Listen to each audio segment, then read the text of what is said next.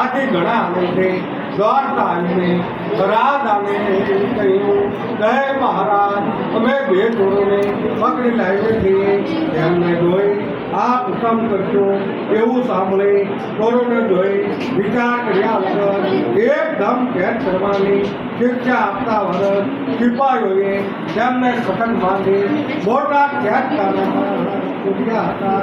માયા શક્તિ જીવત્યા આ કામમાં ચંદ્રકેતુ રાજાએ સત્યદેવની માયાથી મોહિત થઈને ચોરાઈ ગયેલું ધન તો લીધું, પણ તેની સાથે અવિચારી સાધુ વાળિયાનું ધન લૂંટી લીધું. તેમાંથી સત્યદેવના શ્રાપથી એ સાધુ વાળિયાએ પોતાના ગામમાં મૂકેલું બધું ધન ચોરું લૂંટી ગયા. તેને લીધે તેની ટ્રીપ યાદ સમાયુક્તા અને સાધુ વાળીની લીલાવતી ઘણી દુઃખી અને ઘણી તરત થતા ભૂખી ઘેર ઘેર ભરવા લાગી. તેમાં તેની કન્યા કલાવતી અને નાની તે પણ દરરોજ ઘેર ઘેર ભીખ માગી ખાતી હતી. એક દિવસે તે કન્યાને ઘણી દુઃખ લાગવાથી વ્યાકુળ થઈને એક બ્રાહ્મણના ઘરમાં સત્યનારાયણનું પૂજન થતું હતું. તે તેણે જોયું.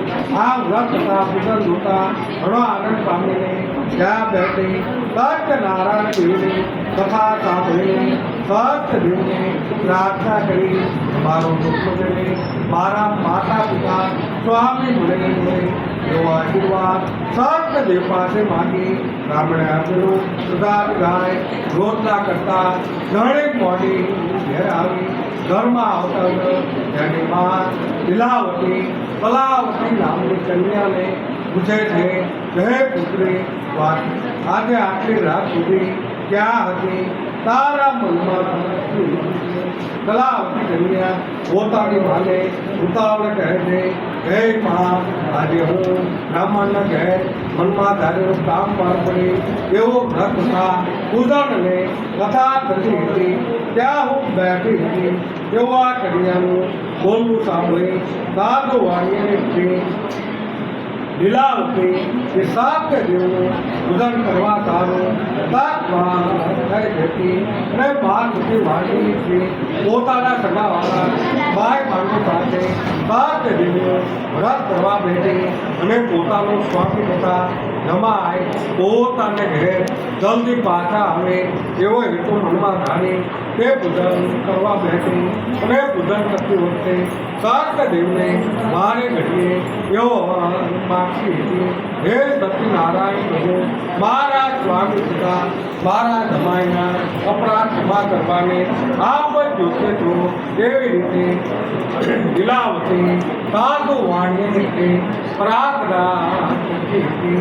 તેથી કરીને વ્રત તથા પૂજનથી ભગવાનથી સત્યદેવ પ્રભુ સંતોષ હતા અને માયાજી ભગવાન સત્યદેવ ચંદ્રકેતુ નામના રત્નપુરના રાજા કે જેણે લીલાવતીના સ્વામી તથા જમાઈને બંને કાના પૂર્યા હતા, તેને સ્વપ્નમાં આવીને યાજ્ઞા કરી, જય રાજા, તમે પ્રાપ્તો આ બેવાણી અને બંને કાનેથી થોડી મોટા તેમને જે કાંઈ કરેલું ધન હરણ કર્યું છે તે જ ગુરુ તેમને પાછો આપે તેમનો આદર કરતા વિદાય કરી તો પોતાના ધીનાઈના રાજપાટથી પ્રદયતા તારા કુળનો નાશ. આ પ્રમાણે રાગ અને સપનામાં જણાવી ભગવાન શ્રી સત્યનારાયણ દેવ અંદર ધ્યાન થયા. ત્યાર પછી રાજાએ પ્રાતકાલે સભામાં શિરસી સર્વ સભાને સપનાની વાત કરી. સિપાહીઓને યાચના કરી કે બંને ખાનામાં જ્ઞાન વાણિયાના પુત્રોને રાખ્યા છે તેમને છોડી લાવું એવી રાજાની યાચના થતા સિપાહીઓએ એ પ્રયોગ બનાવી બંને ખાનેથી રાજાની સભામાં બોલાવ્યા.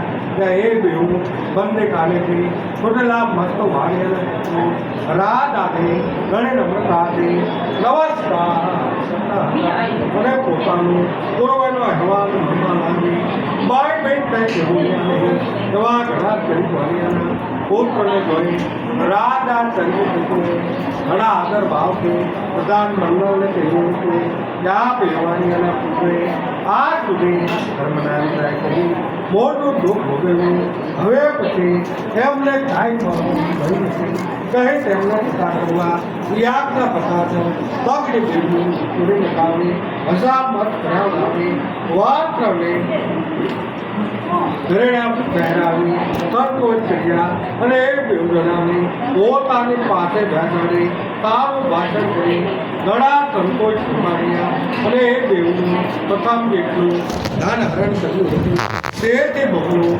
તેમને પાછું આપી ચંદ્રકેતુ રાજા કહેવા લાગ્યા જય જમાઈ સાથે હવે ખબર પ્રમાણે પોત પોતા